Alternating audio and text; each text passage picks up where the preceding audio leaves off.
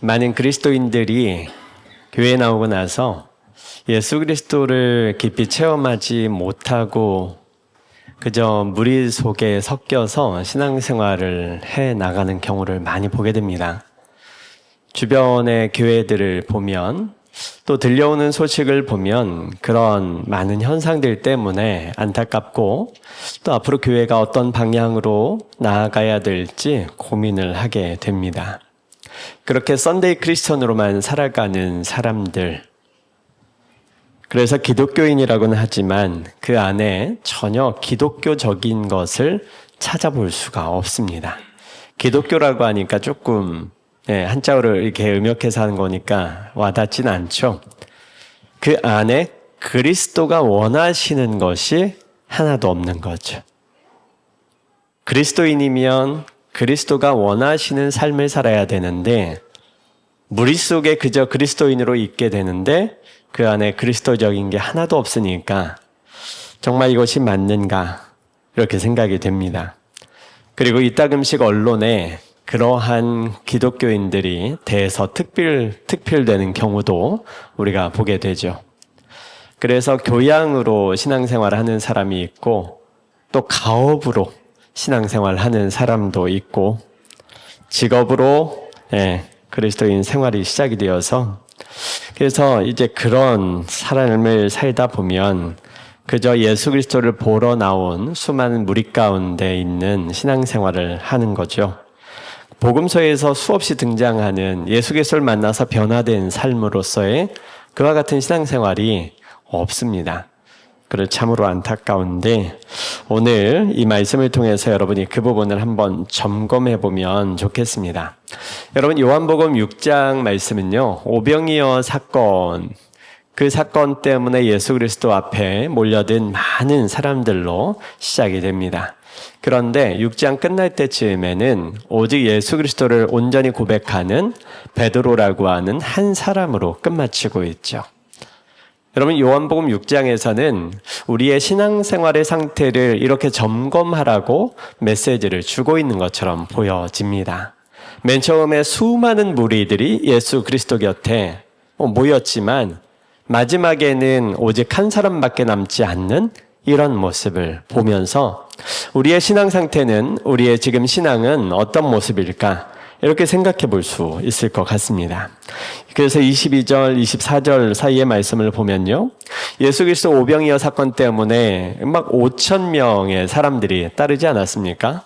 남자들만 5천 명이었으면 여성들, 아이들까지 하면 얼마나 많았겠습니까?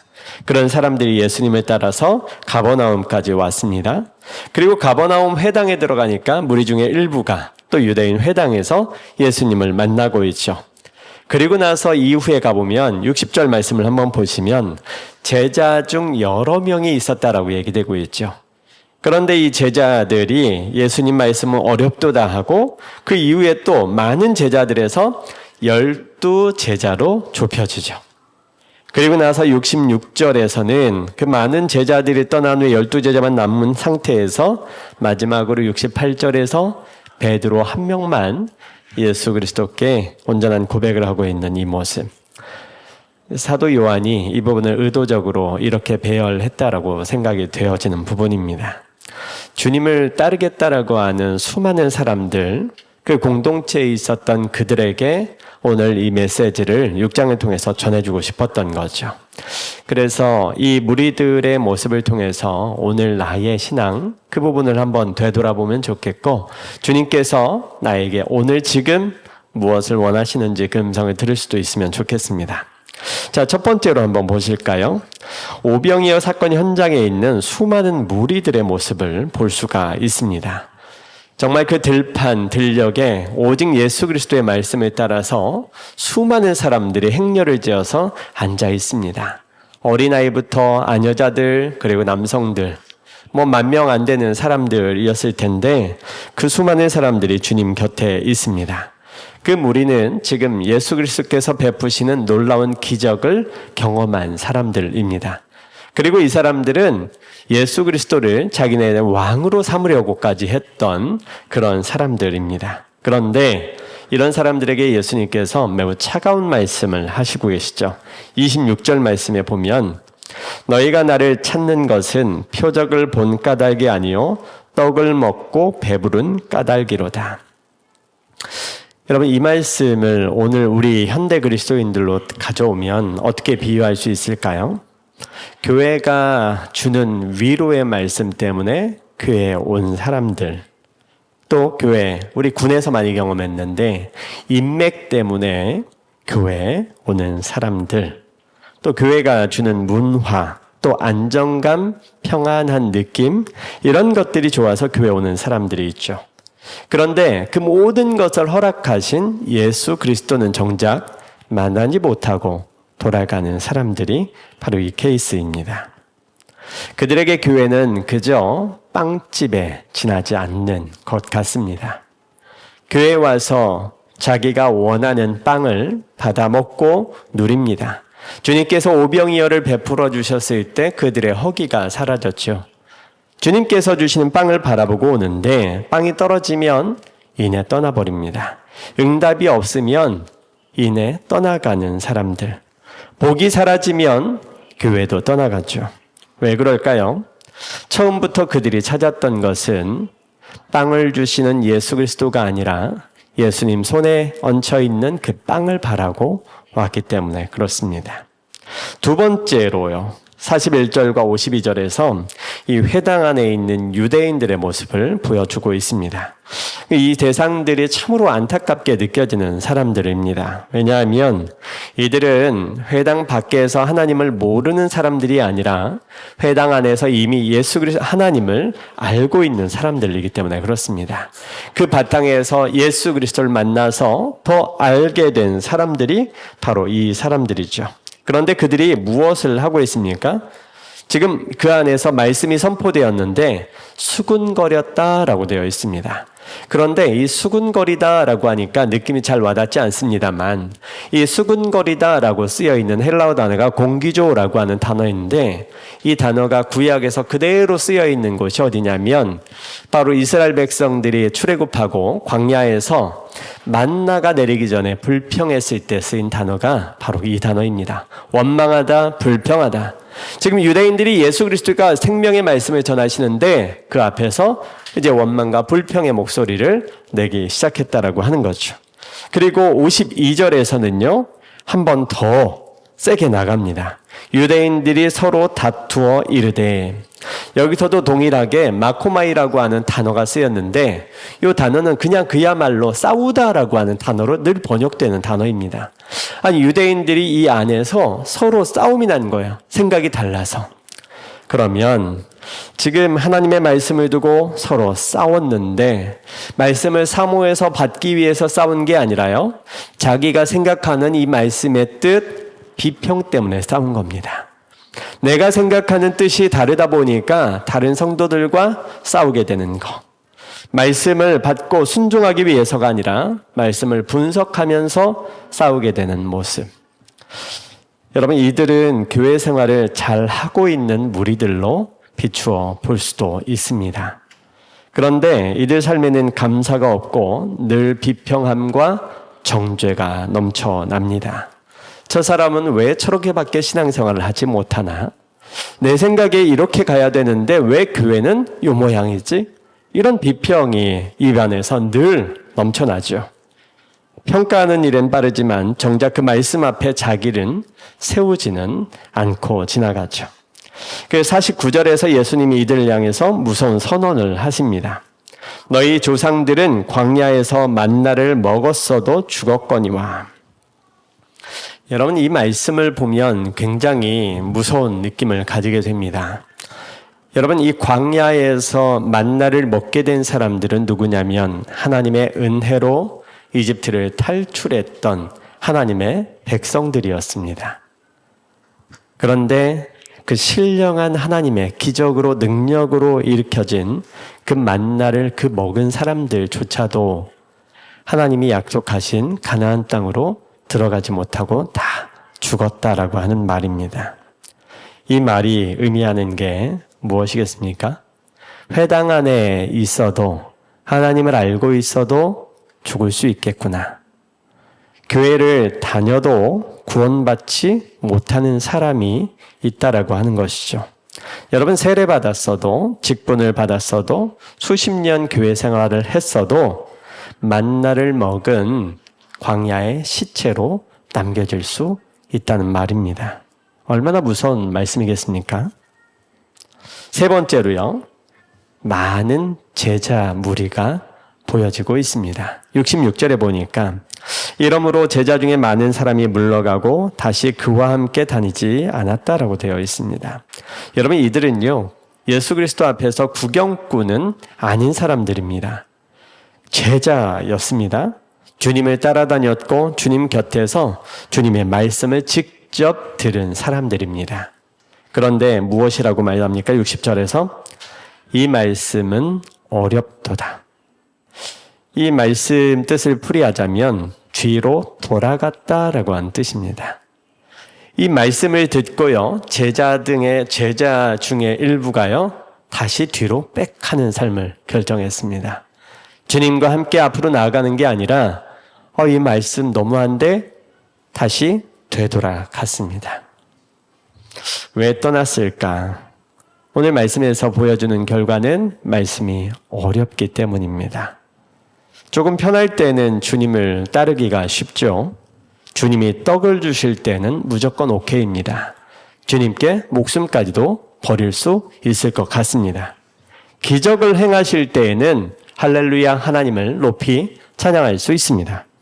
그런데 말씀이 부담스러워지고 내게 요구하는 것이 구체적으로 보여질 때, 그리고 주님을 따른다라고 그랬을 때 포기해야 될 것들을 자꾸 말씀하시죠. 헌신해야 될 것들을 드러내 보여주십니다. 그럴 때 이들은 뒤로 돌아갑니다. 이들은 제자로서 선두까지 나왔다가 다시 뒤에 있는 무리 속에 숨어버리죠. 쉬운 말씀은 오케이인데 어려운 말씀 앞에서는 늘 스톱하고 뒤돌아가 버리는 사람들.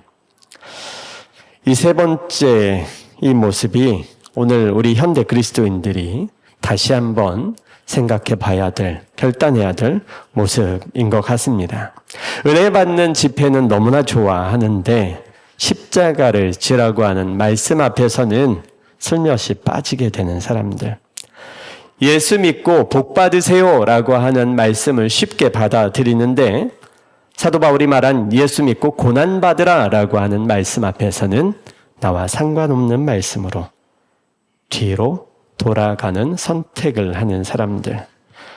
주님이 기뻐하시는 삶을 위해서 지금 여러분에게 요구하시는 것이 이것입니다. 이제 주님께서 친밀히 말씀하기 시작하시는데 그것들을 다 거부하고 다시 되돌아 가버리죠. 무리 가운데로 들어가서 그 무리 중에 한 사람으로만 있는 이 모습이 현대 그리스도인의 대부분의 모습일 것입니다. 그런데 여러분, 무리 가운데만 있는 신앙생활은 우리 주 예수 그리스도께서 원하시는 삶은 아닙니다. 여러분, 예수님께서 예루살렘 성으로 입성하실 때에 종려나무 가지를 들고 환호하면서 맞이했던 이 무리들이었죠. 그런데 일주일도 지나지 않아서 예수님을 십자가에 못 박으라고 외쳤던 사람들이 바로 이 무리들이기도 했습니다. 일주일 만에 마음이 변할 수 있습니다.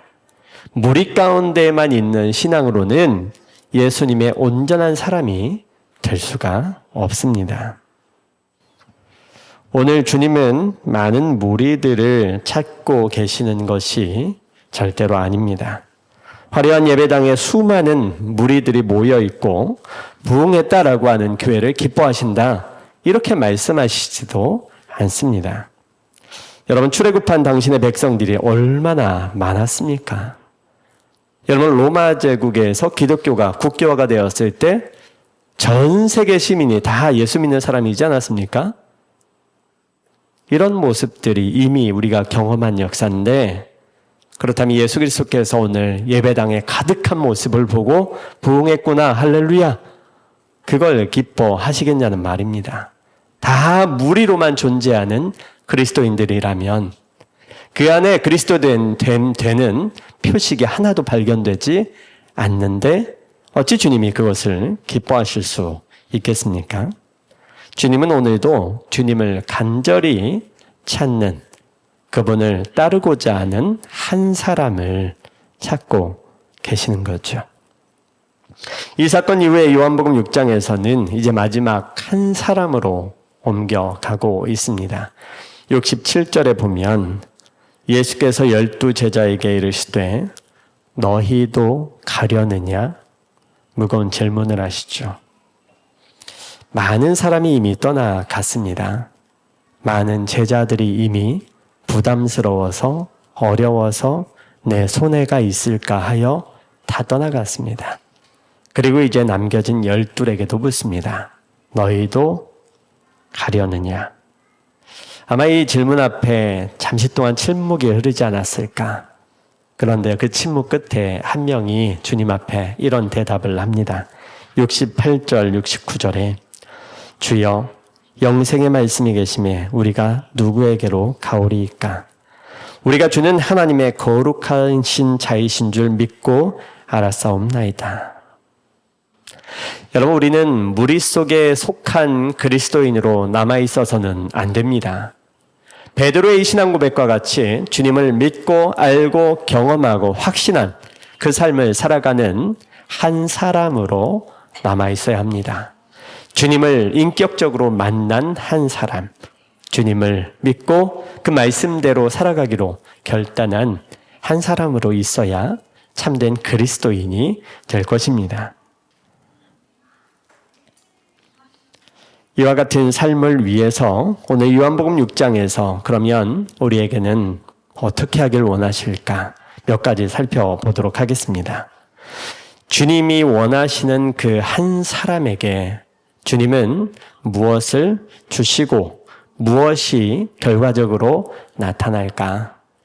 여러분, 우리는 예수 그리스도를 믿고 따르는 삶에는 그저 헌신과 고통과 인내와 모든 것을 내어 던지는 희생만이 있다라고 생각하고 뒤로 멈칫 물러서게 되는데, 이미 예수 그리스도를 만난 그 한 사람들의 성경의 기록에는 너무도 엄청나고 아름다운 희망의 메시지들이 숨겨져 있습니다. 오늘 이 말씀에서도 그걸 전하고 있습니다. 35절에서 한번 볼까요? 내게 오는 자는 결코 줄이지 아니할 터이요 나를 믿는 자는 영원히 목마르지 아니하리라. 주님을 만나는 사람들에게 주님께 더 한 걸음 다가가서 내가 주님을 만난 한 사람이 되려고 하는 그분들에게는 주님을 만난 삶이 세상적인 기준으로만 보면 무엇을 금지하는 것처럼밖에 느껴지지 않을 수 있습니다. 이것도 하면 안 되고 저것도 하면 안 되고 부담되고 또 손해가 되고 무언가 내 삶을 잃어버리는 것처럼 보일 수 있습니다. 그런데 예수님 보시기에 이 세상에서 주님을 만나지 못하고 그저 무리 속에서 살아가는 삶은 어떻게 보이는지 아십니까? 그저 끝없이 허기진 삶으로 남아 있습니다.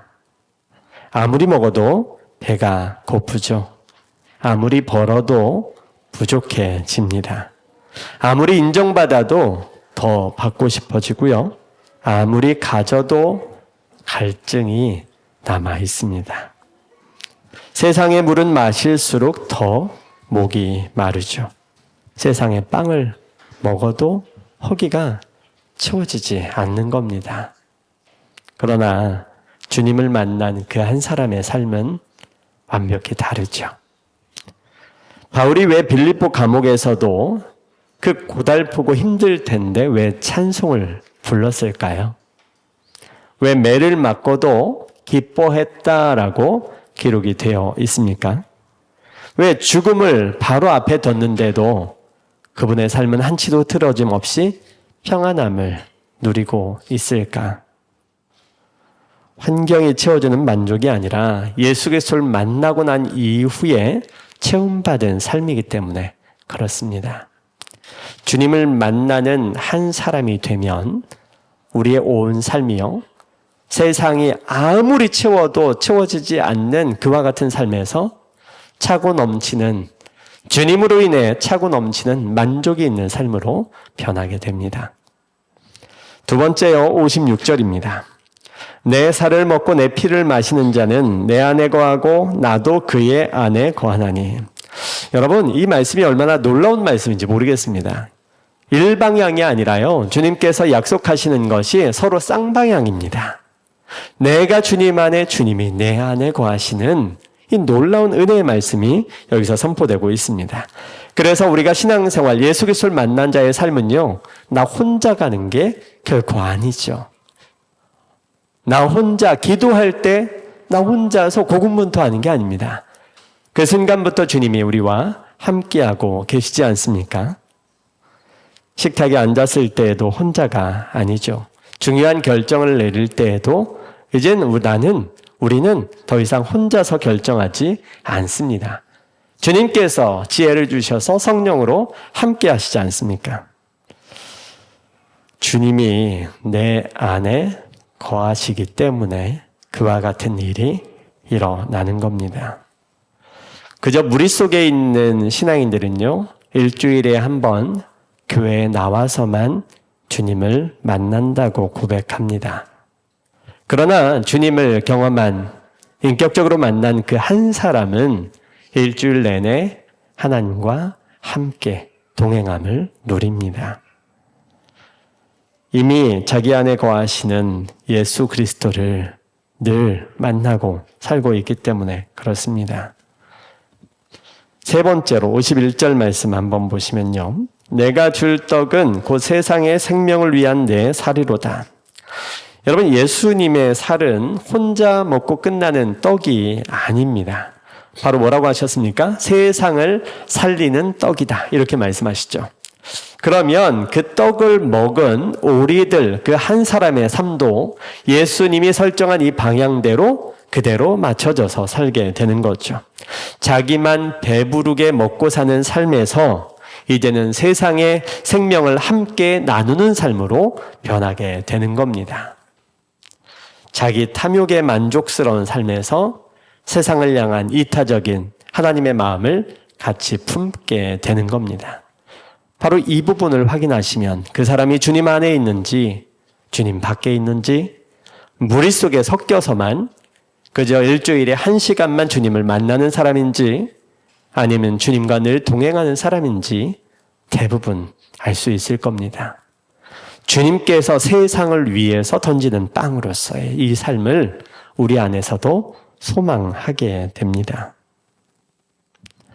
그래서 54절에 보면 이 요한복음에는 좀 독특한 표현을 해놨는데, 이전까지는 먹다라고 하는 표현에 쓰인 단어와 54절부터 쓰여 있는 이 먹다라고 하는 단어가 그냥 한글로는 똑같은 단어인데, 이전에는 그냥 한번 삼키면 먹는 거고 마시는 건데, 지금 54절부터는요 구체적으로 명령을 하십니다. 씹어서 계속 으깨서 먹어야만 되는 단어로.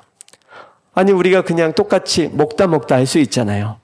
그런데 동의어가 또 하나 있는데 그 단어를 여기서부터 쓰는 거예요. 그래서 구체적으로 계속 씹어서 맛을 누리고 먹어야만 되는 의미를 여기서 구체적으로 말씀을 하고 계시는 거죠. 이것은 한 사람은 그저 한 번 믿고 끝나는 삶이 아니라 매일의 떡이신 주님을 씹어 먹으면서 살아야 되는 삶을 우리에게 요청하시기 때문에 이렇게까지 말씀하신 게 아니겠습니까? 자, 그렇다면 무리로서 있는 사람들과 주님을 만난 한 사람으로서의 삶의 영역이 이렇게 다르다라고 하는 걸 6장에서 우리가 살펴봤습니다. 그렇다면 우리는 어떻게 할 것인가? 그저 수많은 무리들 속에 섞여서 편하게 아무렇지도 않게 늘 1시간 정도만 때우면서 보낼 것인지, 복만 받으면서 그저 허기진 것을 그걸로 끝내면서 살 것인지, 아니면 그 수많은 무리 속에서 빠져나와서 주님을 만나는 한 사람으로 살 것인지 우리가 결단해야 되지 않겠습니까? 이 앞의 모습에 비추어서 내가 지금 어느 단계에 어떤 무리 속에 섞여 있는지가 여러분 마음 가운데 느끼셨다면 오늘 예수님께서 그와 같은 상황에서 동일하게 요청하신 그 내용을 우리 삶에 적용해 볼 수 있기를 바랍니다. 여러분 67절 말씀 주님께서 12에게 이렇게 물으시죠. 너희도 가려느냐? 여러분 이 질문이 오늘 우리에게도 그대로 있습니다. 너희도 가려느냐? 이 질문이 지금 나에게는 어떻게 무엇을 요구하고 결단을 요청하시는 말씀이실지 한번 생각해 보시기 바랍니다.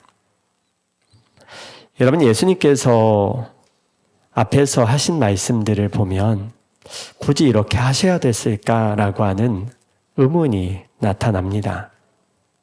사람들이 듣고 편하게 결단할 수 있는 내용으로 하시면 안 되나? 그런데 주님께서는 그들이 듣기에 거북스러운 말씀을 지속적으로 반복적으로 하십니다. 처음에 그저 예수님께 빵을 먹으러 오는 무리들한테는 그렇게 말씀하신 적이 없는데 한 발짝 더 가까이 오는 사람들한테는 더 부담스럽게 말씀하시죠. 이 회당 안에 있는 유대인들, 이들이 금기시하는 단어가 뭔지 아세요? 바로 이 살과 피, 이런 부분 아닙니까? 그런데 충격받을 줄 알면서도 주님께서 수위를 낮추시면서 말씀하지 않으세요. 오히려 더 강하게 요청하시죠. 그리고 반복적으로 말씀하시죠. 왜 그럴까요? 쉬운 결단으로는 그 신앙이 온전히 아름답게 열매 맺지 못하기 때문에 그렇습니다. 그저 무리 안에 속힌 채로 끝나기 때문에 그렇죠. 그래서 참된 한 사람을 빚어가시기 위해서 주님께서는 이제 직면하시도록 그렇게 말씀으로 권면을, 결단을 요청합니다. 27절 말씀, 썩을 양식을 위하여 일하지 말고 영생하도록 있는 양식을 위하여 하라. 주님께서 내게 복을 주지 않으셔도, 응답하지 않으셔도, 내 문제를 해결해 주지 않아도 그럼에도 불구하고 나는 주님을 사랑하겠다라고 하는 이 결단이 우리에게 있기를 요구하신다라고 하는 거죠. 마치 욥과 같이 그가 나를 죽일칠지라도 나는 그를 의뢰하리니. 이것이 첫 번째 우리에게 있어야 될 결단입니다. 주님을 수단으로 삼는 신앙생활을 이제 멈추겠다. 두 번째로요, 60절에서 많은 제자들은 이 말씀은 어렵도다 하고 떠났습니다. 그러나 그 뒤에 베드로, 남은 한 사람의 대답은 달랐죠. 주님, 이 말씀이 저를 찌를지라도, 제게 손해가 될지라도, 내게 부담이 될지라도, 내게 과도한 어려운 그런 말씀이 될지라도 나는 주님을 붙들겠습니다. 남겠습니다. 엎드리겠습니다. 쉬운 말씀만 받고 그 정도 선에서 타협하는 신앙생활 그렇게 하지 않겠습니다. 이런 결단을 보여주는 모습이 우리에게 필요하지 않겠습니까? 그리고 51절 말씀, 내가 줄 떡은 곧 세상의 생명을 위한 내 살이다. 여러분 주님께서 주신 떡이 무엇이겠습니까? 십자가에서 찢기신 살이죠. 그것이 우리에게 주신 주님의 떡입니다.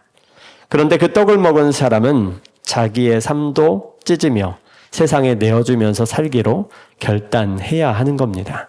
주님께서 우리에게 그것을 요청하시지, 내 것을 받아 누리고 배부르게 먹고 행복하게 살아라, 이걸로 끝나지 않고 있습니다. 바로 제자로 헌신하는 제자로서 부름받기를 원하는 것입니다. 네 번째로 마지막 66절 보시면 많은 사람이 물러가고 다시 그와 함께 다니지 아니하더라. 여러분 대세는요 떠나가는 방향으로 그 안에서 결정이 났습니다. 예수님 말씀 너무 어려워요. 힘들어요. 그런 요구까지는 내가 못하겠습니다. 내가 가정도 있는데요. 지금 형편도 어려운데요. 내가 지금 인생에 이거 할 타이밍은 아닌데요.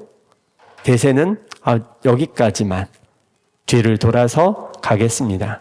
그게 대세였다라고 하는 걸 보여주고 있죠. 그럼 주님이 그때에 우리에게 묻고 계신 거죠. 너희도 가려느냐?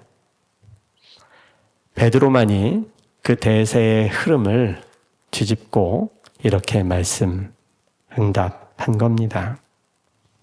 주님이 생명의 말씀이신데 어디로 가겠습니까? 여러분, 오늘 이 시대에 흐름이 보이십니까? 교회를 떠나가는 게 지금 세대의 대세입니다. 일주일에 1시간 교양 있는 삶으로 신앙생활을 멈추는 게 현대시대의 대세입니다. 이것을 거스르면요, 직장생활에서 왕따가 되고요, 이단 사이비처럼 보일 겁니다. 청년들은 더더욱 그렇겠죠. 그런데 무리 속에 속한 그런 신앙생활로 끝나는 것이 주님께서 우리에게 지금 요청하시는 것일까? 이 질문 앞에는 우리가 서야 하지 않겠습니까? 혹시라도 여러분께서 나는 한 사람으로 주님 앞에 있을까? 아니면 많은 무리 속에 그저 섞여서 편안하게 신앙생활하고 있을까? 고민이 되신다라고 한다면 이 시간 이 질문 앞에서 여러분이 구체적으로 한번 답을 해보시면 좋겠습니다. 답을 하지 않고 그냥 뒤돌아가는 게 일상인데 너희도 가려느냐? 이 질문 앞에 오늘은 답을 한번 하면 좋겠습니다. 내가 이전에는 뜨거웠는데 지금은 식어버린 상태의 신앙생활을 갖고 있다면 그런 분들이라도 실망하지 않으시면 좋겠습니다. 여러분, 오늘 마지막 한 사람으로 주님 앞에 남아있던 베드로가 3번이나 주님을 거부하고 비난하고 떠나간 이력이 있지 않습니까? 그런데 그런 베드로에게 주님께서 디베라 바닷가에서 다시 나타나서 다시 부르시지 않습니까? 떠나간 자리가 끝이 아니라 주님이 또다시 한번 먹이시는 자리로 요청하고 있다라고 하는 사실도 기억하시면 좋겠습니다. 여기서 멈추지 마시고 주님께서 부르시고 요청하시는 이 질문에 응답을 한번 내놓아 보십시오. 그렇지 않으면 우리는 예수에게 돌을 들었던 무리로 언제든 변할 수 있습니다. 주님을 십자가에 못 박으라고 외치는 무리 중에 한 사람이 우리도 될 수 있다. 너희도 가려느냐? 이 질문이 여러분에게 무엇을 지금 말씀하시는지 깊이 묵상하시고 응답하시는 여러분 되시기를 바랍니다. 우리 함께 기도하겠습니다.